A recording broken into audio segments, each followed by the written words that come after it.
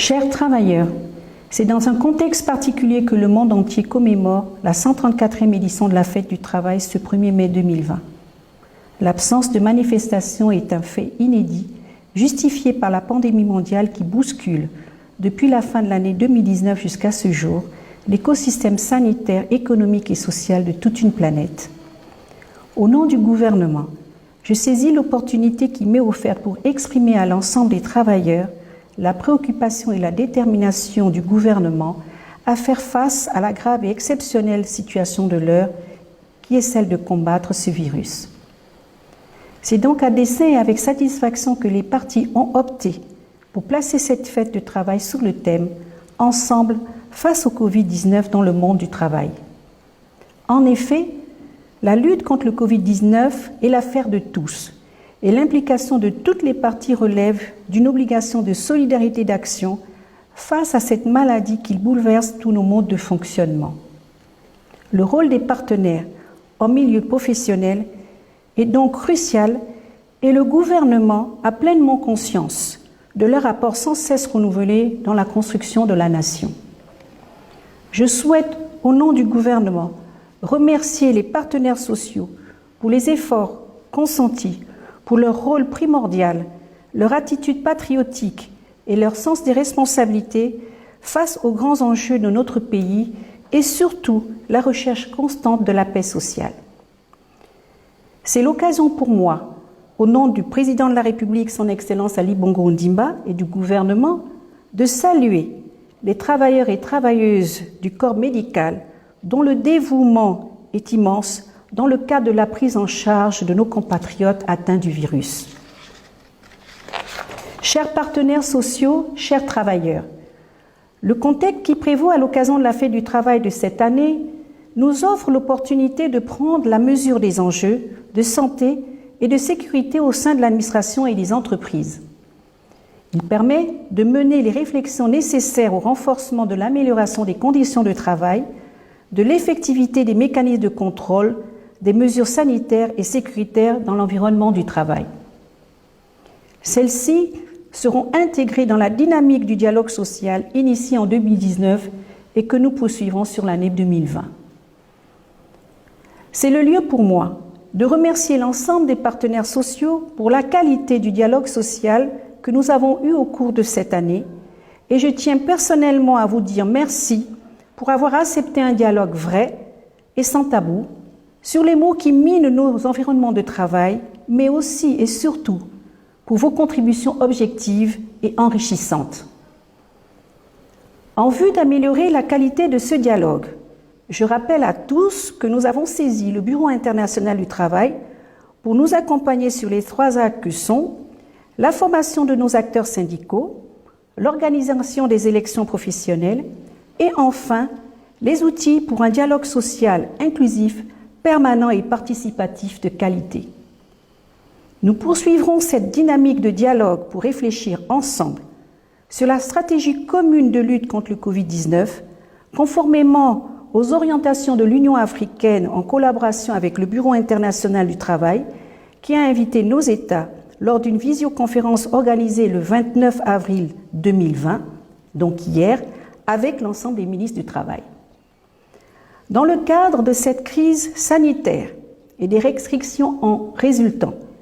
je souhaite rappeler aux partenaires sociaux que les objectifs poursuivis par le chef de l'État, son Excellence Ali Bongo Ondimba, ont été de sauvegarder les intérêts des travailleurs par l'adoption de mesures permettant le maintien des emplois et du pouvoir d'achat des travailleurs. À cet effet, et dans ce contexte d'état d'urgence, des textes réglementaires ont été adoptés pour garantir le paiement d'une allocation de chômage technique à partir d'un taux fixé entre 50% et 70% du salaire brut hors indemnité, le maintien des faibles revenus situés entre 80 000 francs CFA et 150 000 francs CFA, la régulation du temps de travail pour permettre le maintien des emplois et des salaires suivant des modalités de télétravail, travail en rotation, travail en temps réduit. La protection des travailleurs vulnérables et souffrant de pathologies graves ou chroniques, ainsi que les femmes enceintes. Afin d'accompagner les besoins en trésorerie des entreprises, l'État a soutenu et continue de soutenir les employeurs par la mise en place d'un guichet de financement d'urgence de 225 milliards pour faciliter les emprunts avec des taux réduits négociés entre l'État, la BAC et les banques. D'autres mesures fiscales ont été consenties aux employeurs, aux travailleurs ou aux segments de l'auto-emploi avec des réductions d'impôts pour les entreprises qui auront maintenu les emplois pendant cette période de crise sanitaire,